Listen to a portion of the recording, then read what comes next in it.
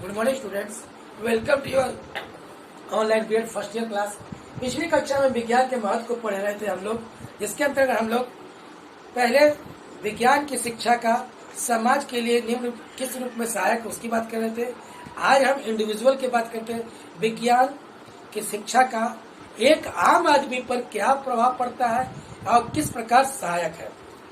देखिए, समाज और व्यक्ति ये दोनों शिक्षा के एक महत्वपूर्ण पहलू है। जिस प्रकार समाज के दृष्टिकोण को ध्यान में रखकर विज्ञान की शिक्षा का प्रबंध किया जा सकता है, उसी प्रकार व्यक्ति के आधार पर भी इसको विशेष ध्यान रखना शिक्षा में अनिवार्य है।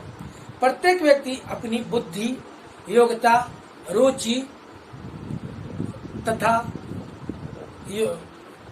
कह सकते हैं बुद्धि क्षमता, शक्ति के भिन्न होते हैं। इसलिए उस उद्देश्य से जो भी ध्यान में रखा जा सकते हैं।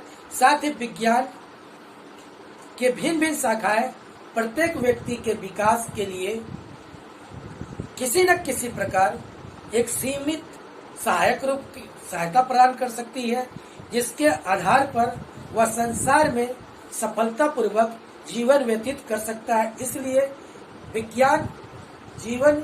विज्ञान के दो रूपों में व्यक्ति के लिए सहायक है।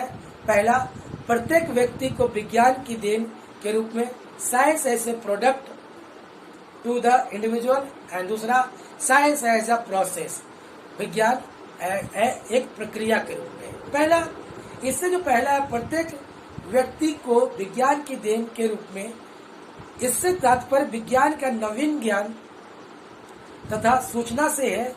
दिन प्रतिदिन प्रकृति पर नियंत्रण करने हेतु विज्ञान नवीन खोज करके विज्ञान का ज्ञान तथा ज्ञान का नवीन परिस्थितियों में प्रयोग करता रहता है। जैसे जैसे कुछ समस्याएं आती है, उस पे अप्लाई करता है विज्ञान को, और नया जो है दृष्टिकोण भी लाता है। इस प्रकार विज्ञान के ज्ञान से भंडार अनिश्चित है। विज्ञान के ज्ञान जो के भंडार अनिश्चित है तथा दिन प्रतिदिन बढ़ता जा रहा है। इसी क्रम में हम कह सकते हैं कि ज्ञान को विज्ञान का एक भंडार कहते हैं। विज्ञान के ज्ञान के विकास के साथ साथ ही नवीन पुस्तकें तथा पत्र पत्रिकाओं का विकास होता है। उनका ज्ञान भी प्रत्येक व्यक्ति के लिए आवश्यक होता है। साथ साथ व्यक्ति के ज्ञान की वृद्धि होती रहती है। यदि हम अपना विकास विज्ञान के ज्ञान के साथ नहीं कर सकेंगे या कर पाएंगे, तो हम समय से पीछे छूटते चले जाएंगे, पीछे हो जाएंगे तथा विज्ञान की प्रकृति को समझ नहीं पाएंगे और हम पिछड़े वर्ग में हमारी गिनती होने लगेगी।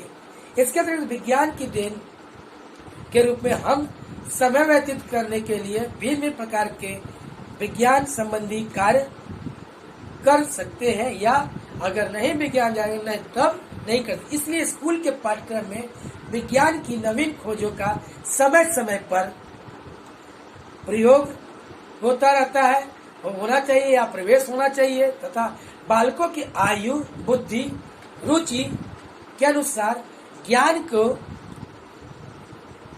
को विकसित करने के लिए पाठ्यक्रम में स्थान मिलना चाहिए। इस प्रकार बालक संसार में होने वाले विज्ञान की प्रगति से अछूता नहीं रह पाएगा और विद्यालय से समाज में प्रवेश करने के लिए वह हमेशा मेंटेन रहेगा या निश्चित रह जाएगा। प्रत्येक विषय में ज्ञान के प्रकृति दूसरे से भिन्न होती है तथा बालक का विकास और ज्ञान प्राप्त करने का अलग अलग ढंग होता है। इसलिए यह अक्सर कहा जाता है, विज्ञान की प्रक्रिया के रूप में अक्सर कहा जाता है कि विज्ञान के विद्यार्थी को सोचने के लिए जो तरीके है, सोचने का तरीका जिसे कह सकते हैं ढंग, अभिवृत्ति अन्य विद्यार्थियों से भिन्न होती है। इसका मतलब या संबंध कह सकते हैं, इसका संबंध विज्ञान के प्रक्रिया से होता है। विज्ञान के ज्ञान को अगर का भंडारण अगर बालक कर लेता है, या कर सकते हैं विज्ञान के ज्ञान के भंडार का उपयोग कर लेता है, तो वह कम समय पे ही अपने कोई भी कार्य को सफल बनाया जा सकता है। इस प्रकार, परंतु उससे अधिक महत्व इस बात पर है कि किस प्रकार की विधि और ढंग से ज्ञान की प्राप्ति की जा सके।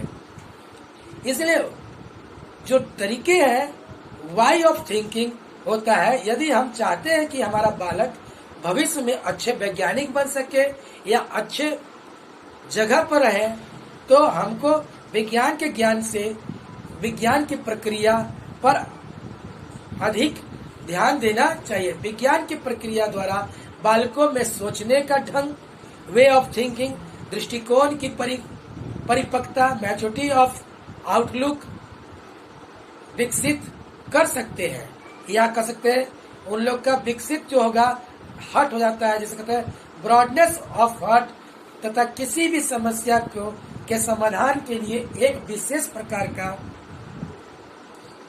यानी सोचने की क्षमता पैदा हो जाती है। विज्ञान बिना प्रक्रिया के वास्तविक विज्ञान नहीं कर सकते हैं। इसीलिए इस प्रकार कर सकते हैं, the information that science provide and the qualities of mind heart that each be depend या develop are indispensable for the successful living in 20th century.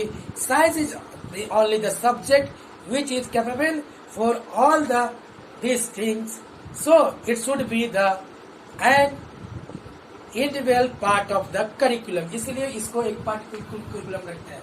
तो इसी पर हम लोग फिर से अपने जो कल की कक्षा होगी उस पे से पहले चर्चा कर लेते हैं। आज हम लोगों ने क्या पढ़ा, विज्ञान की प्रक्रिया के बारे में पढ़ा, और दूसरा आप लोगों ने पढ़ा प्रत्येक व्यक्ति को विज्ञान की देन के रूप में। धन्यवाद।